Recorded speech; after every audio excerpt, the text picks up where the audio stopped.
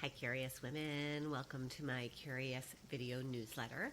Today, I want to talk a little bit about something that I hear from many women that contact me, which is that they have been in marriages where they have felt, marriages to men, by the way, where they have felt very alone for the duration of the marriage.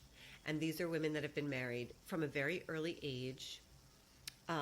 Maybe high school, they met their husbands and they just, grabbed a guy, did the thing they were supposed to do, compulsory heterosexuality, and they had children.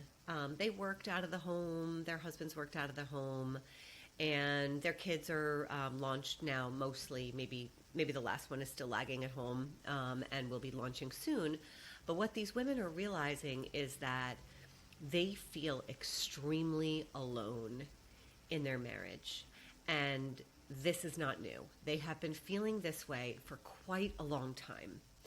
And what I hear from women is not only do I work outside of the home and share in the expenses of our life together and our family life together, but once I'm home from work, I am responsible for everything. I am responsible for the food shopping, for the cooking, for the cleaning up after dinner. I am responsible for doctor's appointments, taking care of the pets, making sure they're fed. I'm responsible for cleaning, whether that means, hiring somebody to clean and making sure they're coming, or actually doing the cleaning myself. I am responsible for everything. And when my husband comes home from work, and this is what has happened since the beginning of time, he just comes home from work. And what does he do? He sits on the couch or he goes upstairs and he just decompresses on his own, and he does not partake in any of these other things that I have on my plate, in addition to working also outside of the home. Okay, this pisses me off. Yeah, so I grew up in a house that was kind of like this. So I was, from a very early age, had a very intense reaction to that kind of a situation with a man. My mom had her own business, worked out of the house, but everything fell on her. Everything outside of,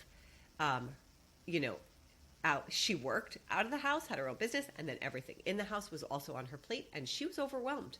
And I watched it all, and it really, really upset me.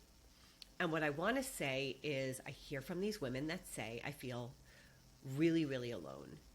And then I hear the same women say, and these are women that have realized that they're having attractions to women, which is why they've contacted me. But I hear them say that they fear being alone also, which is why they have not ended their marriage, even though they feel pretty unsatisfied and unfulfilled in their marriage.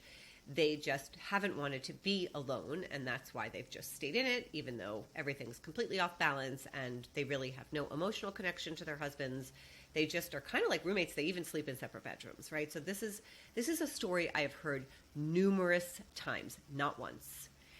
And what I want to say is, if you are this woman, if you are a woman who is doing all the things on your own, and you're married or you're partnered to a man who's doing one thing on his own, and the rest of the time he's just doing him, and you're doing everybody else and everything else, essentially you already are alone. You're feeling alone, which is why you're reaching out. And I want to say you kind of already are alone. You're doing it alone. And sometimes what happens when you are doing it alone, but somebody is there with you and they're not doing their share, is we get sort of like this volcano that slowly starts like activating inside of us of resentment. And over the years, it can get more and more active to the point where we're completely even shut down to our partner because we're so resentful of the fact that they're not doing anything. And when they're no longer there, because you have decided this is not a road you are willing to stay on for 1 second longer, we have a lot of relief. The resentment goes away. Being alone means you get to take care of all the things that you want to be taking care of, and there's nobody else to be angry at that they're not doing their share, because now you actually are alone by choice. That doesn't mean you can't meet a partner. That doesn't mean you can't have a relationship with somebody new where you're going to share in some of these things at some point.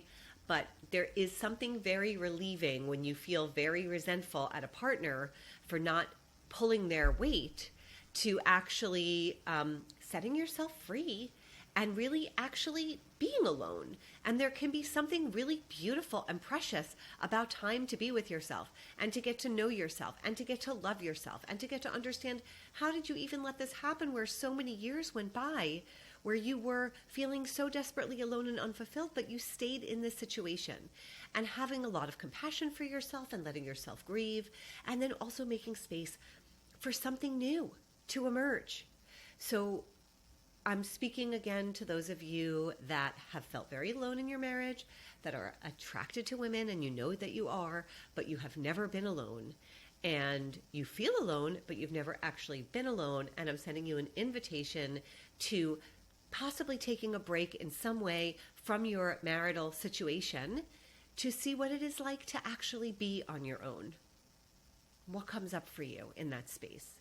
What comes up for you about taking that space? Grief, maybe loss, right? Loss of what you hoped for that didn't happen. And maybe also some excitement about what might come into your life in the future. So lean into curiosity in terms of what comes up for you around this. I'm sending this out as an invitation. Again, I grew up in a household where this was how it went. My dad was out working and my mom was too, but somehow everything landed on her plate. And it made me furious as a very young person. And I am speaking to any of you that are living this and are not happy with it.